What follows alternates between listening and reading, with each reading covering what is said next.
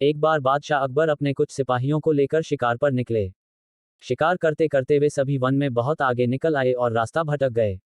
अत्यधिक प्रयासों के बाद भी उन्हें आगरा राजमहल जाने का रास्ता नहीं मिल सका। धीरे धीरे शाम घिरने लगी। सबका भूख प्यास से बुरा हाल हो गया, लेकिन वे रुके नहीं और अनुमान के आधार पर आगे बढ़ते रहे। कुछ देर में वे सब एक तिराहे पर पहुंचे। उन्हें उम्मीद थी कि वहां से एक रास्ता अवश्य महल को जाएगा, लेकिन कौन सा, ये पता करना आवश्यक था। आसपास कोई ऐसा व्यक्ति दिखाई नहीं पड़ रहा था जिससे रास्ता पूछा जा सके। सब चिंतित होकर इधर उधर देख रहे थे। तभी बादशाह की दृष्टि एक बालक पर पड़ी जो उनकी ओर ही आ रहा था। पास आने पर बादशाह अकबर ने बालक से पूछा, बालक, जरा बताओ तो, आगरा के लिए कौन सी सड़क जाती है?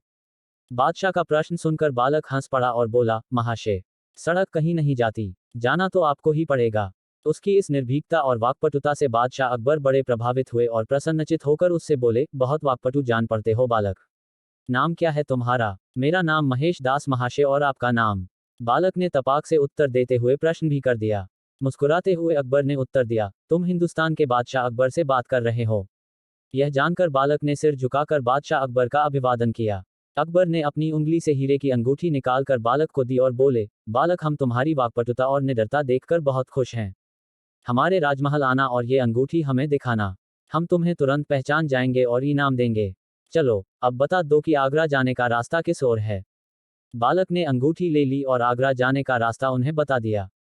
समय व्यतीत हुआ और महेश दास युवा हो गया।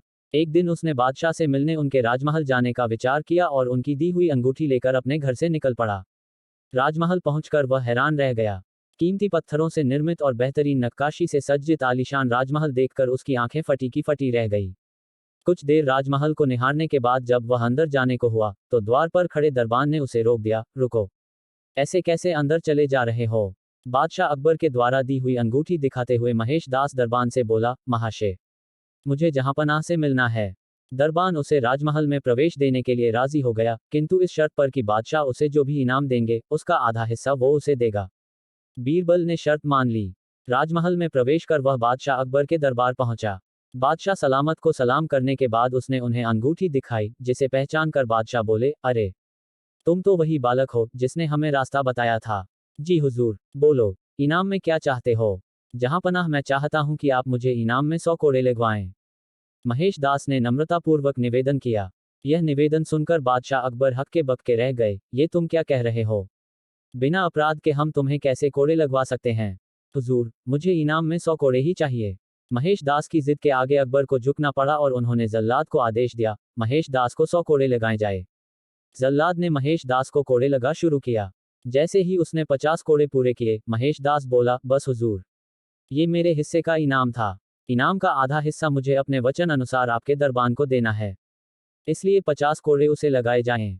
यह कहकर बीरबल ने राजमहल में प्रवेश के लिए दरबान से हुई बातचीत का पूरा विवरण बादशाह अकबर को दे दिया। यह बात सुननी थी कि दरबार में ठहाके लगने लगे। बादशाह अकबर ने दरबान को 50 की जगह 100 कोड़े लगवाए। महेश दास की बुद्धिमानी को देखते हुए उन्होंने कहा, महेश, अपनी बुद्धिमानी के कारण आज से तुम बीरबल कहलाओगे। और अपने नवरत्नों में सम्मिलित करते हुए उसे अपना मुख्य सलाहकार नियुक्त कर लिया। इस तरह बीरबल अकबर के खासम खास बन गए।